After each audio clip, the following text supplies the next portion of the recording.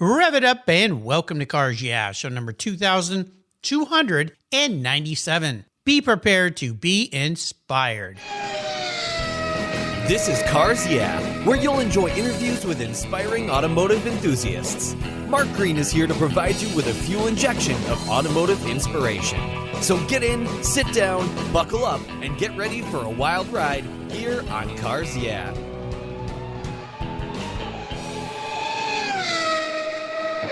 Hello, inspiring automotive enthusiasts, and welcome to Cars Yeah. Today I'm in sunny Athens, Tennessee, with a very special guest by the name of Betty Lou Parrish. Betty, welcome to Cars Yeah. Do you have any gear, and are you ready to release the clutch? Yes, indeed. I'm sitting on idle now. All right, we'll have some fun. Now, before we begin, happy birthday, young lady. I understand today's your birthday. Yes, thank you so much. You're welcome. Now, may I ask how old you are today? 17. 17. Oh my gosh. Now I'm trying to think back to 17. That was so long ago. I'm not so sure I can remember much of 17, other than most of my day was spent trying to figure out how to get back into the ocean so I could go surfing.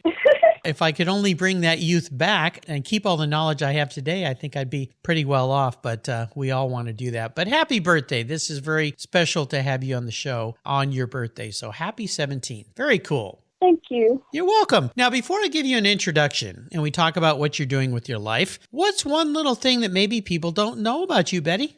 I sing in a choir. Cool. Is it a church choir or just a music choir with school? It is a high school honor choir.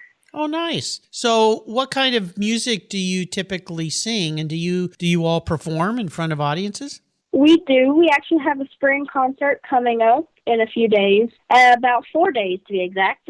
Cool. And we are going to state. Oh, wow. And we do a lot of live performances. As far as music, we sing anything from seasonal to, we sing a lot of pieces for Black History Month and everything. Well, very cool. I used to sing, but then this thing called puberty hit me and just destroyed my voice. So my singing days ended in church, singing when I was a little kid, and then everything went into heck in a handbag, as they say. So I envy people that have great voices. So that sounds like a wonderful, wonderful thing to do. Well, let me give you an introduction here, and we're going to talk about what you're doing with your life. Betty Lou Parrish is a Tennessee high school student who is passionate about vehicle restoration and is paving the way for young women in the restoration industry. She's part of the RPM Foundation network and worked with her mentor, Kayleigh Andrews from LaVine Restorations, where she's been offered a summer internship and a full-time employment job upon graduation.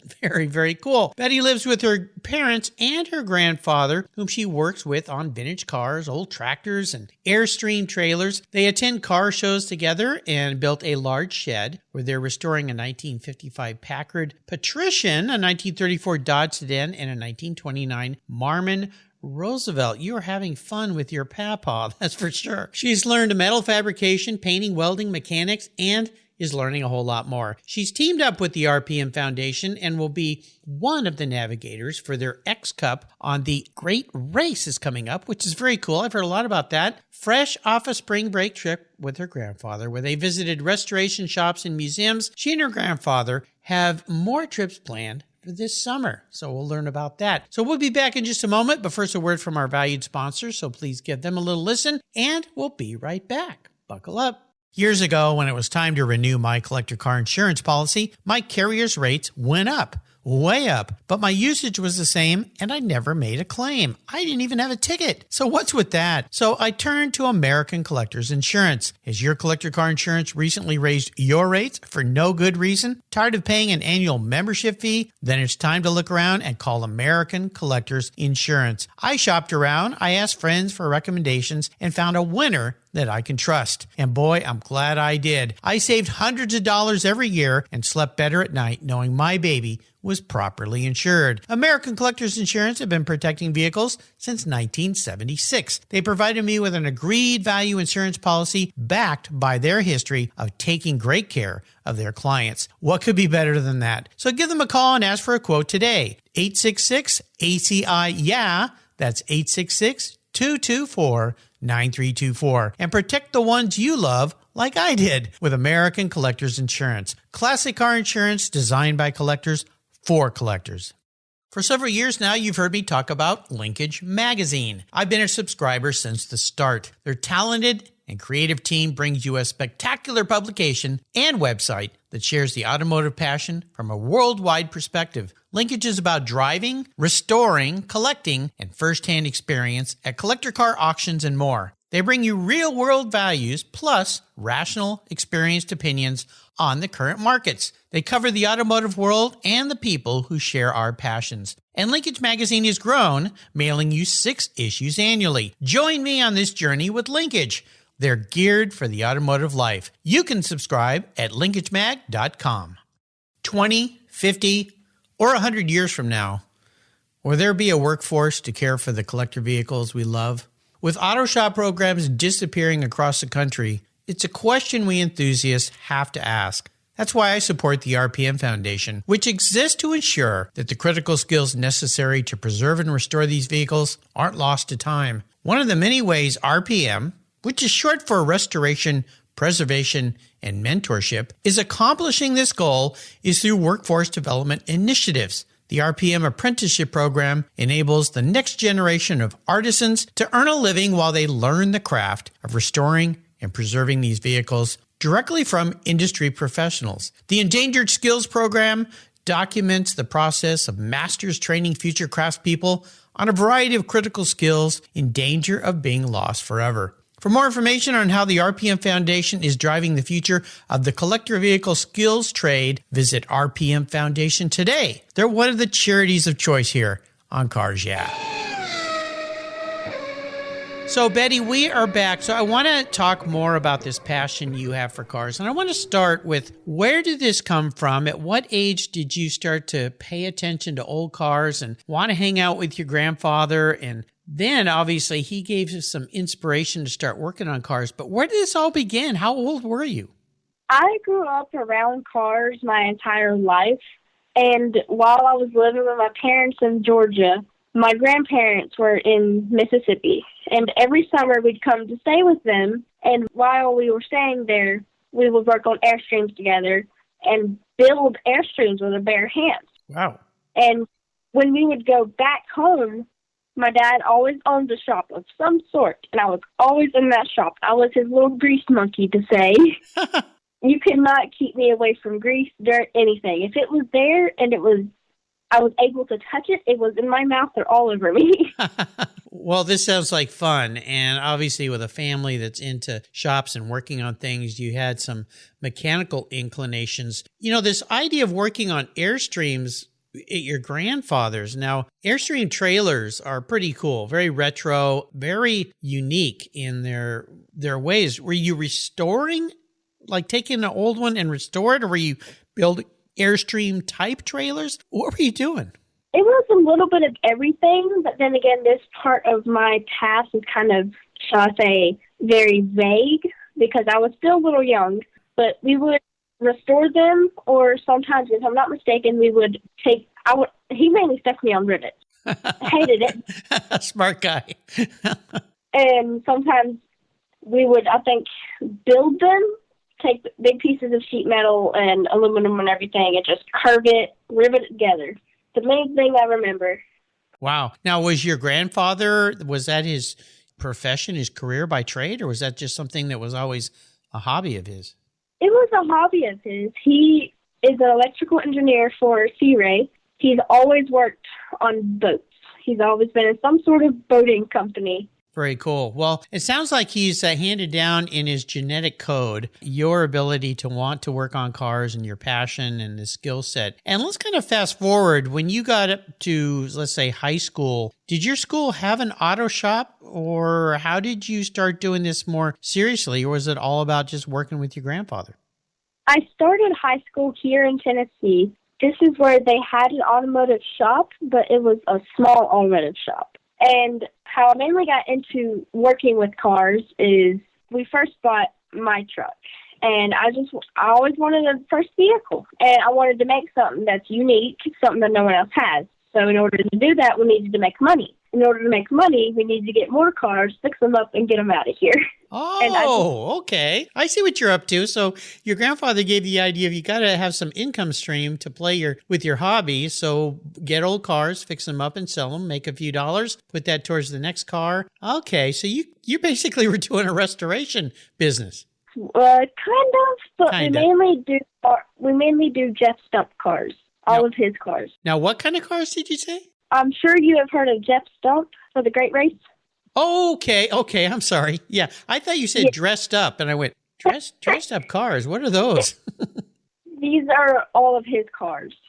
Okay, I got you. Absolutely. Well, this is very cool. I love this. And so your grandfather was not only teaching you skills and a trade and a passion, but also the important part of a passion or any life thing is how to make a few dollars so that you can do what you want to do, right? Yes.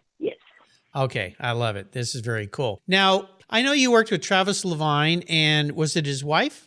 I mentioned at the beginning that you worked with as a little bit of a project? That was his sister. His sister. Okay. So you worked with her, and out of this sounds like you're going to have a job, an internship this summer, actually, and then a job when you graduate. So what are you looking forward to? And tell us a little bit about LaVine and the LaVine Restoration business. I am really looking forward to becoming part of the team. And while I'm there, I look forward to learning as much as possible so I can make my own stuff and put my own spin on my own vehicles. Nice. Do you know what kind of things you'll be doing? Not for certain, but I will definitely be in metalworking and the mechanics. Well, that's very cool. Well, what were you doing with his sister? Because I've seen you post some things on LinkedIn, and in fact, I believe I saw a post today of a center console that you're building for this truck of yours, right? Yes. Okay. Well, maybe we start there with the truck. What is this truck? This truck has been a handful. It is a 1979 F-150 Super Cab long bed. Okay.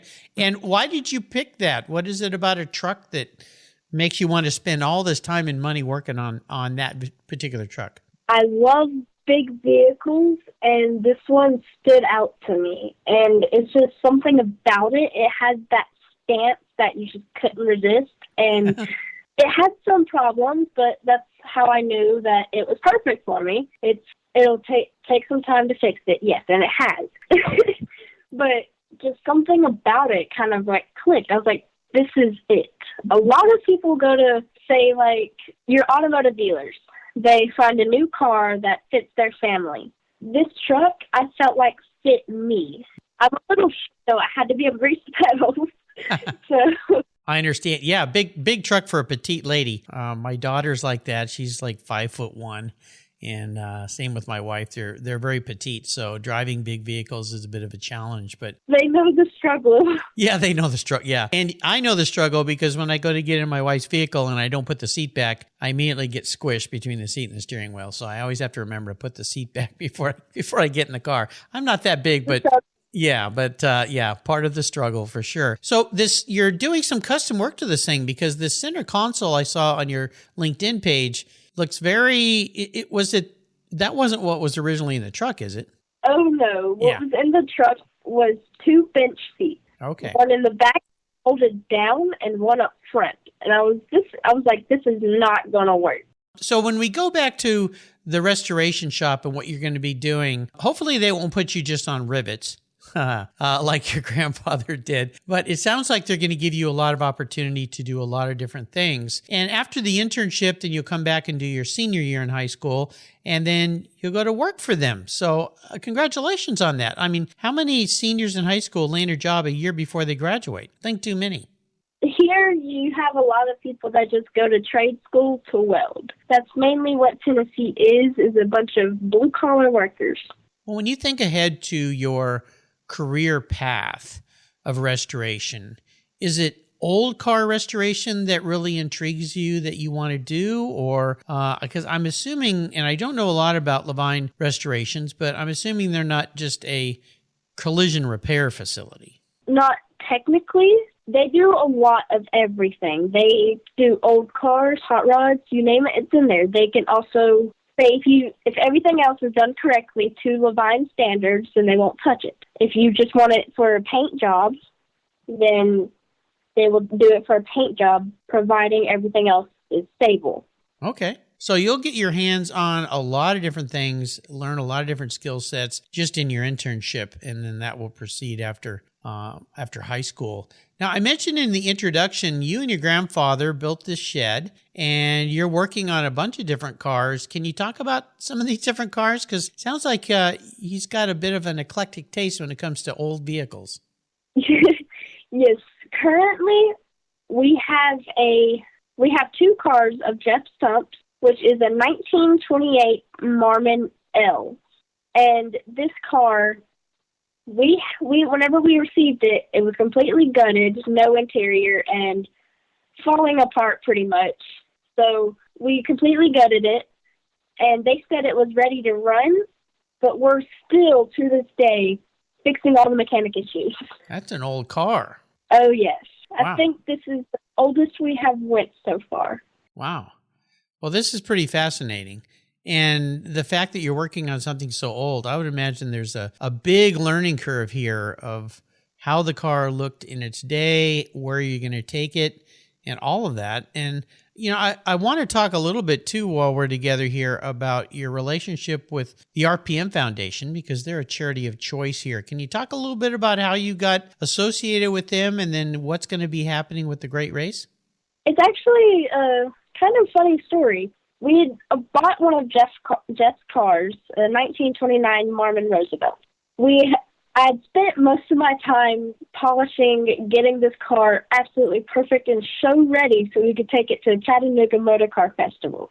While my papa was there, he ran into Kevin Jackham, which is the representative for RPM.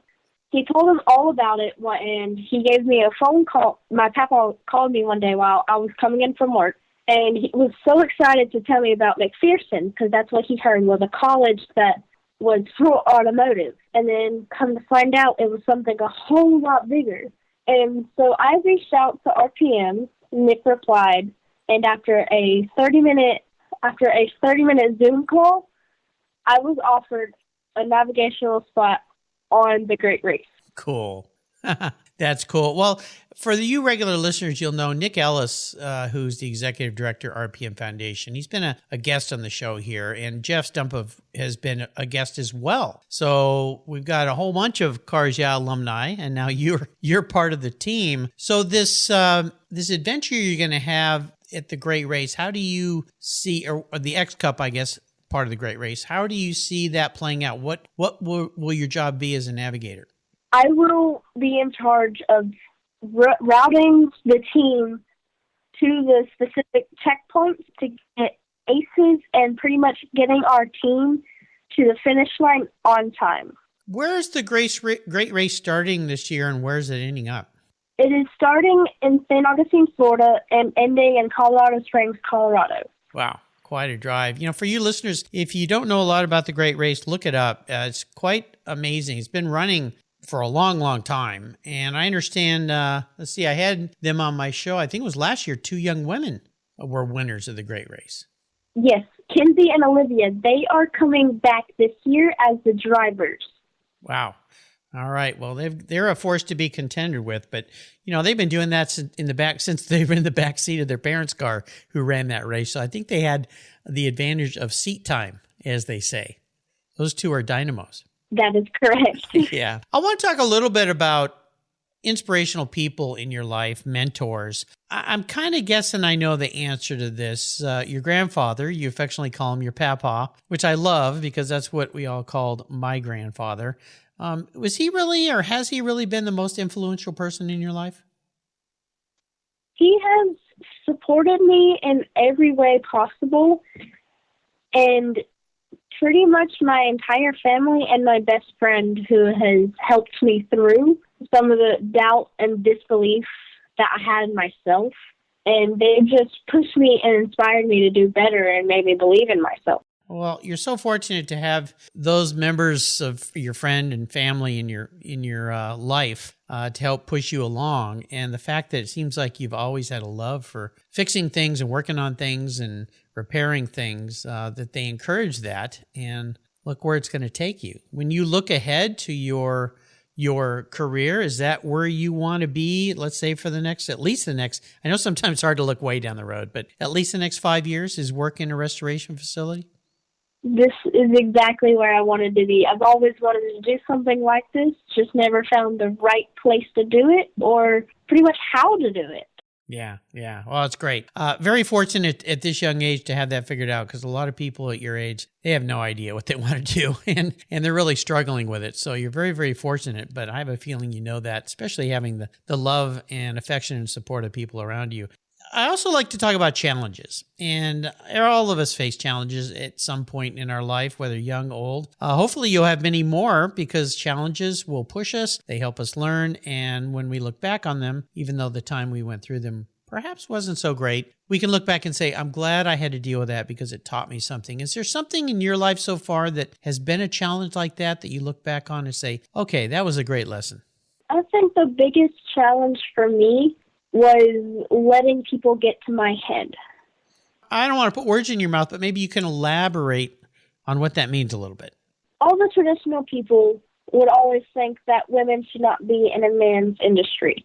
And that really got to me, and that's where I lost faith, saying, oh, maybe I should just go stick to something more feminine, because I've always been raised to be myself, and I was raised to be, how should I say this, to be more independent. There you go. There's a good word. Yeah. So I think this is pretty common, although having spoken with so many people over the last 9 years and hundreds of women who are very successful in the automotive world, I think it's changing. And I get that. I mean, you think about, come on, this day and age, why would men think that women shouldn't go into any field? If they're smart enough and talented enough and want to work hard enough, they should be. But there's still that stigma that's attached to it. And I've heard this from several women who've been on the show. And I would ask you this, what would be, since you've figured it out and you know what you want to do and you've pushed through that, what would be your advice to another young woman who's facing the same kind of head messing, I guess we should call it? What worked for me is I just played music, tuned everyone out, and tuned into my own world and worked so I can prove to myself that I can do this and prove to them that I will do this no matter what they say. Yeah. Oh, that's great. It's a great story. I'll tell you, Betty, my wife dealt with the same thing. She was an engineering major in school. There were very few women in college back in the day that were doing that. And she went into civil engineering, where she works on designing roadways and bridges and water systems and things like that. And she was in an office where there was all men, and she got a lot of pushback from that. Luckily, her boss was very supportive, and he just said, you know what, you're very smart. Dazzle them with your brilliance. And that's what got her through some of the difficult times she got through. She's super smart, way smarter than me, that's for sure. And she kind of pushed her way through in a nice way. You know, you can go about it being offensive and verbose, and nobody really likes that. But she did it in the way that you talked about, working hard, proving herself to herself first, to get rid of those self-doubts, and then to show others that she was smart. So you're on a very good track, very mature for someone your age. So my hat's off to you. Bravo for learning that lesson. That's really, really, really great. Important. Thank you.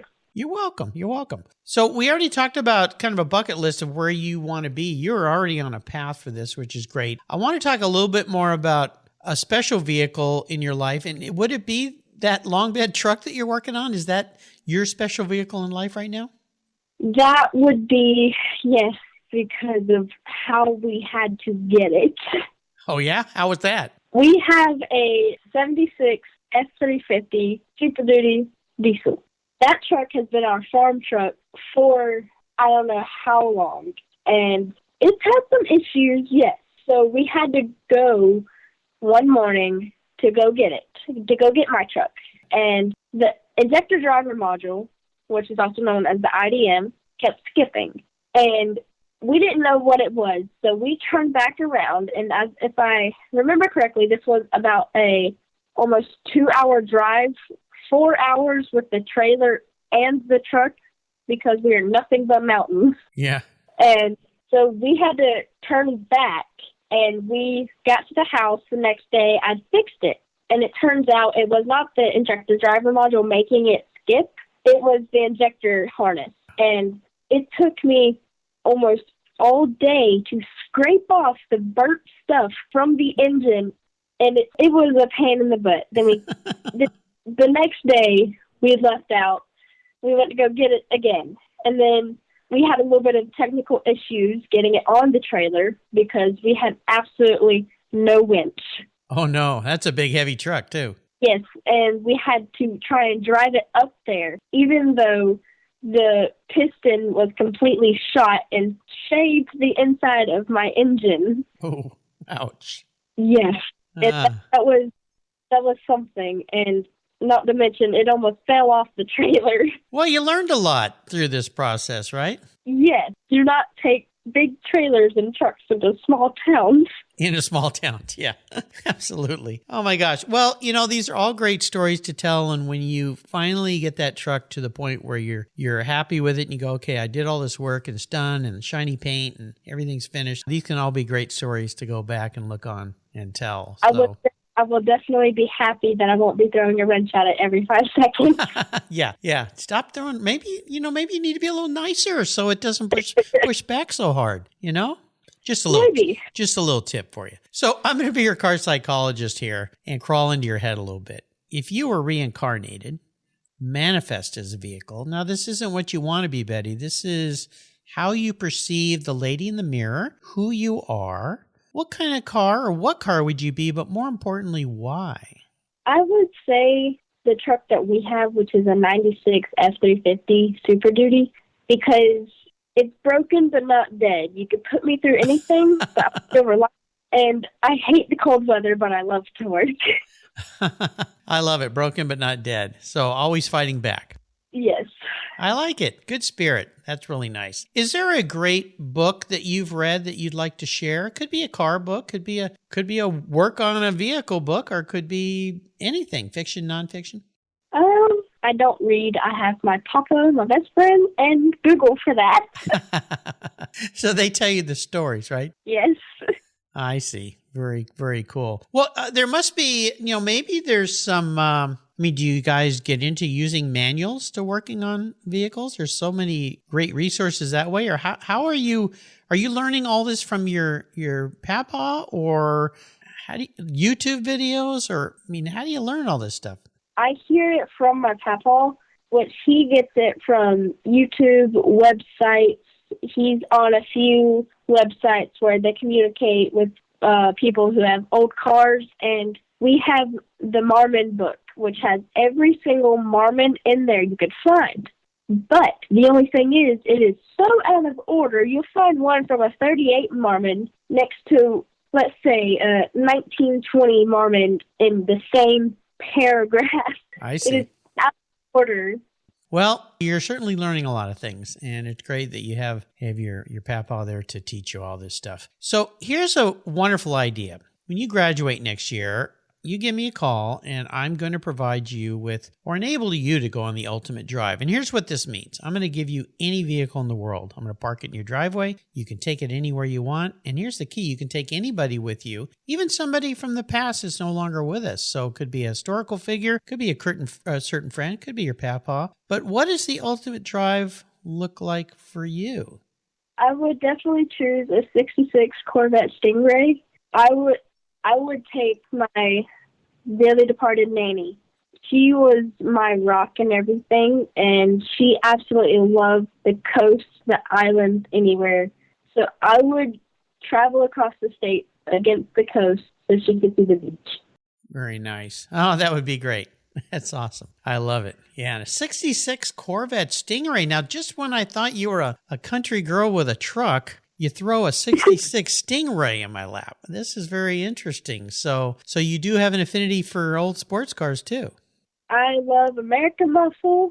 I love anything aggressive look. I love it all. All right. I love that. That's really great. Cool. I have a saying that is, if it rolls on rubber, I love it. So there you go. Cool. Betty, you have taken us on a fun little journey, and I'm very excited that to have young people on the show here that kind of give us a picture into what the future's like, especially in the car hobby and the collector car hobby. Now, before I let you go and have you leave us with some parting thoughts, I do like to ask young people this, because we're seeing something happening in the car industry right now that I've never seen in my entire life, and I've been around for a while. I am a grandpa too, although my little guy is about to turn 2 here, but so I don't have quite the wisdom that your papa has as far as time. However, what's your opinion on the electric vehicle world that is being brought to us? I was going to say shoved down our throats, but I won't set that term. I'll just say brought to us, and how fast these cars are coming. What are your thoughts about EVs? I do not like them, partly because I hate anything electronic, car-wise, and I just think we're not ready for that kind of technology. I see. Well, it's certainly not as fun as old classic cars, although I've had some guests on the show that are taking old cars and putting EV power plants in them, which some say are sacrilege. Others say, well, this is kind of an interesting way to do it. But you're right. I think you're an analog kind of lady, huh? Yes. Okay. I love it. Well, before I let you go today, could you share some maybe parting words of wisdom, a success quote or a mantra with us? I have 2 things for anyone with long hair out there. Make sure it's not dried out, because when you're welding, it catches on fire. Oh my gosh. Okay. That's interesting. First time anyone's ever offered that suggestion. You know, it's really important. I've seen some horrific things where people's long hair have gotten caught in drills and machinery and things. Yeah. Tie your hair out and put it back if you got hair. Now, I don't have that problem because I've got no hair, so it's not going to happen to me. But okay, that's interesting. It can catch on fire. I did not know that. It'll happen. But my main thing is, don't let people knock you down because of your gender or who you are or where you come from. Don't let the hardships or what you've been through or the negative people or things define you. You are who you are because you are so much more. You could do so much more too. Ah, wonderful. I love it. Nicely said. So is there a way people can follow along with you? Do you play in the social media world at all? Yes, I currently have an official profile on LinkedIn. You could find me at Betty Parrish, BettyParrish. Very nice. You know, this is another great thing, Betty, LinkedIn. The fact that I didn't hear what I thought I was going to hear, well, probably not from you, because I've kind of gotten to know you a little bit through your grandfather, but is, okay, not going to deal with the Facebooks, the Instagrams, or the TikToks or all that. You're going right to the professional site, LinkedIn. You're a very smart young woman. And my hat's off to you for that. I think that's very, very cool. I want to do a shout out. Thank you to your papa, Stefan. He's the one that got Betty and I together today. I can tell this guy really, really adores you, loves you, supports you. You're very, very fortunate to have him in your life, but I pretty much figure you already know that. But Stefan, thank you for connecting us today. And Betty Lou, thank you for being the hope and the light of the future of the car hobby for all of us old guys and old gals that are hoping that the young people today bring this forward. You're a true inspiration, not only to the car hobby, but to young people as well. So I want to thank you for taking time today. Until you and I talk again, I'll see you down the road. I would like to shout out Tammy Miller from Orion Paint. She is one of my sponsors for my truck. I would like to shout out Grace Hackenberg. She is my main mentor who has got me started on LinkedIn. And Travis LaVine and everyone at LaVine Restorations. They do a wonderful job, and I would like to thank them for taking me in. Yeah, definitely LaVine. In fact, I'm going to have him on my show to promote what he's doing. But really great of you folks at LaVine of having a young person in your shop, giving them an opportunity to excel and to do this. I've talked to a lot of people on the show that own shops that are trying desperately to find people to work for them, and they just can't do it. So very smart people you're working with. But that's another thing, Betty. You surrounded yourself with very positive, smart people. That's one of the keys to success. So you are on your way, young lady. I hope someday our paths cross. But again, thank you for spending time with me today. This was great. Thank you. You're welcome.